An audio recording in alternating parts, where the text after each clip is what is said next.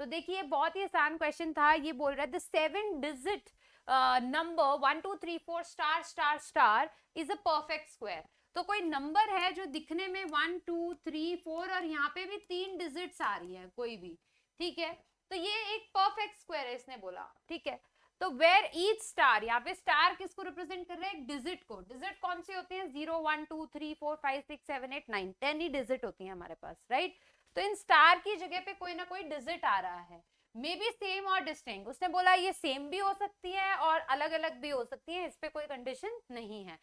बस इसने क्या बोला कि ये एक परफेक्ट स्क्वायर है। ये क्या है, एक परफेक्ट स्क्वायर है, ये एक परफेक्ट स्क्वायर है। तो इसने बोला अगर ये परफेक्ट स्क्वायर है तो इसका आप लोग स्क्वायर रूट बताओ क्या होगा, तो वो आपका आंसर होगा।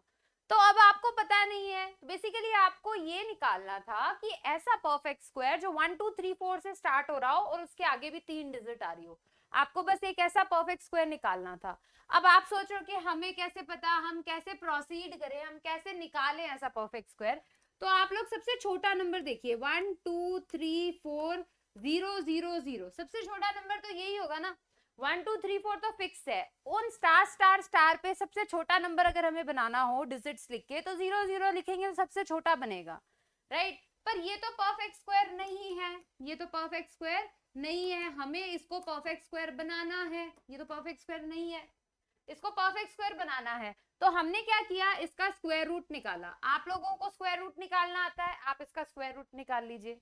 आपने देखा इसका जो स्क्वायर रूट आ रहा है वो आ रहा है 1110.85 समथिंग आ रहा है। तो ये परफेक्ट स्क्वायर नहीं है, पर इसका स्क्वायर रूट 1110.85 आ रहा है। इसका मतलब ये है कि ये जो नंबर है वो इससे तो बड़ा ही है, 1 2 3 4 0 0 से बड़ा है और परफेक्ट स्क्वायर है। और ये 1110.85 तो इसी का है। तो इससे जस्ट अगला नंबर जो होगा वो, ये अगर 1 2 3 4 फॉर्मेट में है और स्टार स्टार स्टार आगे आ रहा है तो वो हमारा परफेक्ट स्क्वायर होगा, इससे तो बड़ा ही होना चाहिए ना। तो हमने चेक किया कि भाई 1 1 1 1, और क्योंकि हमें पता है कि ये पैलिंड्रोम फॉलो करता है तो 1 1 1 जो 1 1 1 1 डबल 1 ट्रिपल 1 4 टाइम्स 1, तो ये जो होते हैं ये एक पैटर्न फॉलो करते हैं, राइट, पैलिंड्रोम हम बोलते हैं। तो ये हमने एनएमटीसी के काफी थियरी में पढ़ा है। तो ये नंबर हो सकता है, इसके जस्ट नंबर वही है अगला। तो हमने जब इसका स्क्वायर निकाल के देखा तो आया 1 2 3 4 फिर 3 2 1, ये आएगा, राइट। तो चार नंबर, इनका बहुत सिंपल सा कॉन्सेप्ट होता है कि 11th का स्क्वायर क्या होता है, 2 डिजिट का है तो 1 से लेके 2 तक जाओ फिर 2 से रिवर्स हो जाओ। 1 का स्क्वायर क्या होता है, 1 2 3 तक जाओ फिर 2 1 लिख दो।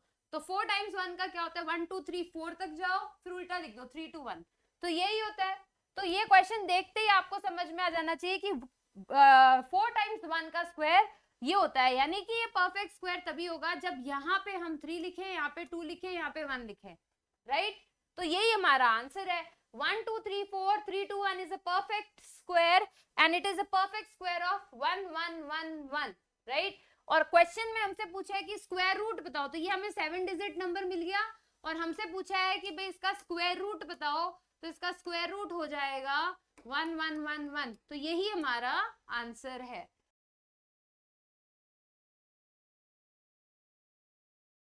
तो ये जो बच्चा एनएमटीसी के प्रीवियस ईयर क्वेश्चन पेपर किए हुए हैं अगर आपने, तो ये पैटर्न आपको पता होना चाहिए कि ये फेवरेट है आरएमओ का, एनएमटीसी का।